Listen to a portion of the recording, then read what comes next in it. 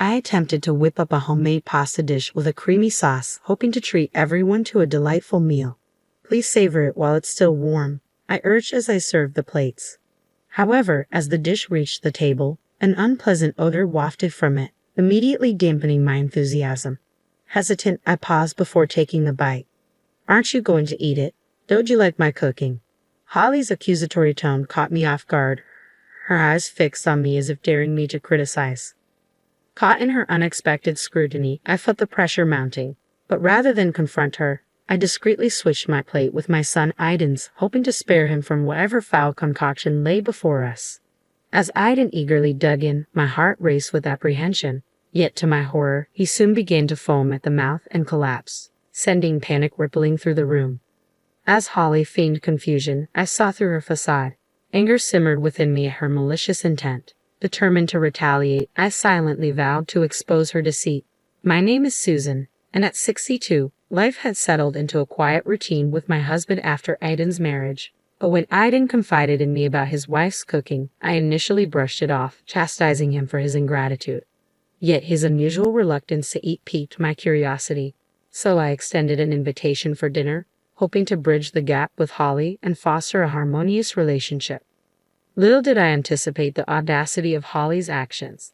When they joined us for dinner, the evening unfolded without incident, leaving me to ponder the unsettling events that had transpired. I hope it suits your taste, Holly, I ventured as she sampled the dish I had prepared. It's delicious, she replied, her expression lighting up with satisfaction. Grateful for her approval, I couldn't help but feel a sense of pride at her compliment. I'm glad, thank you, I responded with a smile. Holly continued, expressing her admiration for Aiden's fond memories of my cooking. Her words made me blush with embarrassment and pride all at once. And I'd also made a dish for you as a gift, Holly announced, placing a large container in the center of the dining table. Curiosity piqued, I inquired about the contents. Holly, what on earth did you make for us? It's a French dish called quiche. Don't you know it? She replied confidently, opening the container to reveal its contents. However, what greeted us was far from appetizing. The burnt surface and the gooey, undercooked interior emitted a foul odor that made me involuntarily grimace. You just mix the dough and bake it so it's easy to make, Holly explained, seemingly unfazed by our reactions. Despite my reservations, I timidly picked up my chopsticks to give it a try. But the undercooked dough made me hesitate, and even my husband refrained from taking a bite. Seeing our reluctance, Holly's insistence wavered. Mother-in-law, aren't you eating it? She questioned, her tone strained. I'm sorry, but I feel like it's a bit undercooked. Can we go ahead and reheat it? I suggested gently, hoping to avoid any offense. Holly's reaction was palpable as she frowned at my critique. Never mind, she muttered, slamming the container onto the table with a hint of frustration.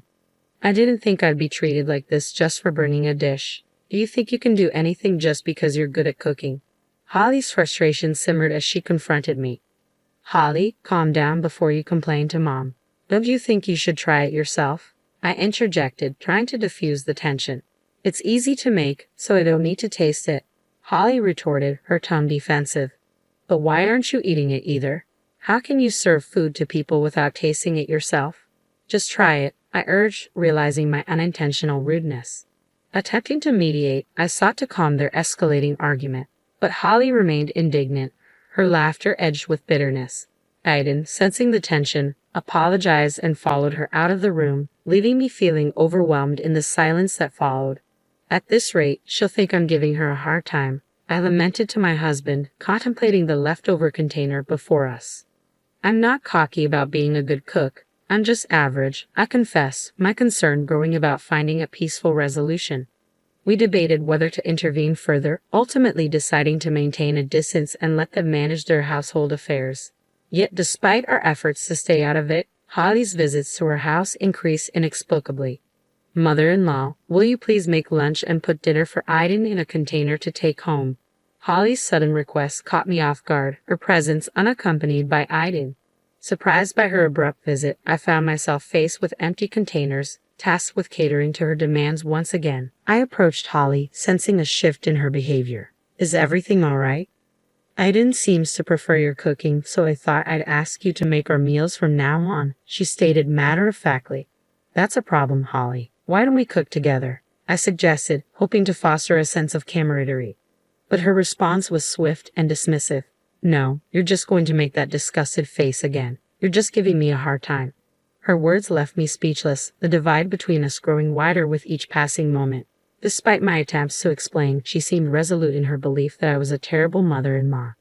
Though cooking wasn't a burden, the thought of preparing meals daily for a daughter-in-law who harbored such animosity was daunting. I considered offering to teach her some simple dishes, but she adamantly refused. You're good at cooking, so just make it for us. And please take care of tomorrow's meal, too, she demanded, her tone increasingly brazen. Despite my efforts to reason with her, she only became more obstinate. On days when I declined, she resorted to buying prepared food, causing tension between her and Aiden. Aiden was spoiled by you, wasn't he? He just gobbles up store-bought food, she complained, her frustration evident. He's always loved eating since he was young, I defended gently, trying to ease the tension. As the days passed, Holly's visits to her house became more frequent, relying on us for her meals and Aiden's dinner. Eventually, she insisted I make Aiden's lunch and deliver it in the morning, leaving me deeply troubled by the turn of events. I approached Aiden, expressing my concern about Holly's frequent visits. To my surprise, he began offering money for their meals to avoid her cooking altogether. If you're willing to spend that much, why not encourage Holly to learn to cook? I suggested, hoping for a compromise. But Holly refused, citing hurt feelings. As tensions mounted, another conflict erupted when Holly discovered Aiden's financial contributions toward our food expenses. Why are you paying your mother? Is this supposed to be an allowance? I didn't agree to this, Holly protested, her frustration palpable. It's because you're making my mom cook for us. What's wrong with paying for our food? Aiden retorted, trying to justify his actions. Despite our efforts to resolve the issue, Holly remained adamant, viewing our actions as a slight against her. No matter how much we tried to reason with her, Holly refused to listen, insisting that not eating her cooking constituted harassment. Feeling caught in the middle, I decided to step back from cooking for them, hoping it would bring some resolution, albeit temporary. However, Holly remained displeased, and I realized it was futile to continue intervening. Reluctantly, I urged them to resolve their differences on their own. Weeks later, on a calm afternoon, Holly visited again, but this time, Aiden was by her side. The unexpected sight left me on edge as I greeted them at the entrance, uncertain of what lay ahead. I want you to teach me how to cook. Holly finally agreed to listen to reason. Please, just this once, I implored, relieved that our discussion had led to a positive outcome. Together, we made our way to the kitchen, where Holly arrived with her own ingredients, displaying a newfound motivation. However, to my surprise, she insisted on working alone and promptly ushered me and Aiden out of the kitchen. Confused, we exchanged worried glances, but Holly remained firm in her decision. I can't concentrate if I'm not alone, she explained, refusing to entertain our assistance. As we anxiously waited, Holly called us back into the living room after just a few minutes. With a sense of anticipation, she served us pasta she had made in the kitchen. Though the pasta seemed hastily prepared, I hesitated to voice my concerns. But as I began to mix it with my fork, I noticed foreign objects in the cream sauce, remnants that resembled herbs but emitted an unusual scent reminiscent of air freshener. Aiden, however, seemed undeterred as he eagerly sampled the dish. It's delicious, he exclaimed with surprise, his enthusiasm palpable. Encouraged by his reaction, Holly beamed with pride. Wow, it's good. Holly, you've learned to make this kind of food, he praised, his words filled with admiration. I always cook properly. Look, even my mother-in-law. There's no way she wouldn't eat it, Holly asserted confidently. Mom, it's fine. It's just a normal pasta, Aiden reassured, though his comment would typically provoke Holly's fury. However, she appeared indifferent and urged me to eat quickly. Despite her insistence, the stronger the strange smell became as I mixed it, the more hesitant I felt. Why won't you eat it? Holly questioned, suspicion creeping into her voice. So, my mother-in-law just wanted to mess with me, right? That's not true. It's just that. I began, but was interrupted by Holly's ringing phone. She hastily excused herself from the table, leaving the room. Seizing the moment, I urged Aiden to secretly exchange the pasta. He complied, happily indulging in a second serving. But within moments, he recoiled and collapsed, foaming at the mouth. I couldn't contain my shock, letting out a scream. What happened? Why did Aiden collapse? I cried out. Hearing my distress, Holly rushed back into the room, her concern evident as she knelt by Aiden's side. As I dialed for an ambulance, Holly appeared bewildered and asked what had happened to Aiden. Once Aiden was rushed to the hospital and had his stomach pumped, my husband and I arrived, relieved to see him lying on the hospital bed. But before we could express our concern, Holly questioned Aiden about the incident, echoing her earlier confusion when he collapsed. Hey, why did Aiden collapse? How come? She demanded, her agitation palpable. Ollie, please calm down, my husband interjected, attempting to diffuse the tension. But Holly's accusatory tone persisted. It should have been you. Did you force Aiden to eat it? What on earth are you talking about, Holly? What did you do? I pressed, bewildered by her accusations. Holly's response was shocking. You insulted my cooking, so I thought I'd get back at you, she admitted, her tone laced with bitterness. Get back at me, I exclaimed, incredulous. It's also my mother-in-law's fault that Aiden won't eat my cooking. Aiden has always been on her side. Though neither Aiden nor I intended to hurt her feelings, Holly remained steadfast in her accusations.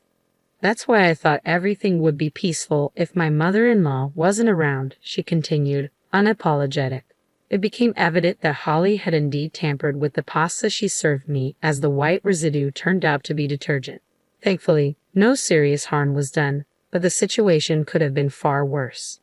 Though Aiden should have noticed the strong smell, I couldn't ignore Holly's reckless actions. If you're saying it would be better if I wasn't around, then all you needed to do was try harder at cooking, I retorted, exasperated by her lack of remorse. But if he were still alive, Aiden would always be on your side, wouldn't he? Holly countered, her unapologetic and unreflective attitude leaving me at a loss for words. Disappointed, I let out a heavy sigh, my shoulders slumping in defeat. Beside me, my husband shook his head in quiet dismay, realizing the extent of Holly's misguided actions.